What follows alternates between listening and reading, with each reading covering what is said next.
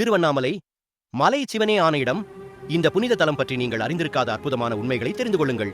அக்னி தலம். பஞ்சபூத தலங்களில் ஒன்றான திருவண்ணாமலை அக்னி தத்துவத்தின் சேர்க்கை. இந்த மலை கிருதயுகத்தில் அக்னி மலையாக திகழ்ந்ததாக ஐதீகம். கிரிவலம்.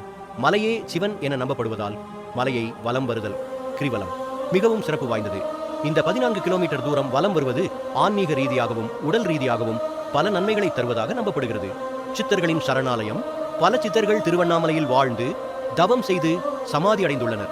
இங்குள்ள பல இடங்கள் இவர்களுடன் தொடர்புடையவை. கார்த்திகை தீபம். கார்த்திகை தீப திருவிழாவின் போது மலையின் உச்சியில் ஏற்றப்படும் மகாதீபம் உலகிலேயே மிகப்பெரிய தீபங்களில் ஒன்றாகும். இந்த ஒளி தூரத்திலிருந்தும் தெரியும் அளவுக்கு பிரகாசமாக இருக்கும். நினைத்தாலே முக்தி தரும் தலம். சைவ சித்தாந்தத்தில் திருவண்ணாமலையை நினைத்தாலே முக்தி கிடைக்கும் என நம்பப்படுகிறது. இந்த தலத்தின் ஆன்மீக சக்தி மிகவும் வலிமையானது. திருவண்ணாமலை ஆன்மீக அனுபவங்களுக்கான இடம். இந்த வீடியோ உங்களுக்கு பிடிச்சிருந்தா லைக் பண்ணுங்க, கமெண்ட் பண்ணுங்க, ஷேர் பண்ணுங்க. மறக்காம சப்ஸ்கிரைப் பண்ணி பக்கத்தில் இருக்க பெல் ஐகானையும் கிளிக் பண்ணுங்க. அடுத்தடுத்து வரப்போற சுவாரஸ்யமான கதைகளுக்காக எங்களை தொடர்ந்து பாருங்க.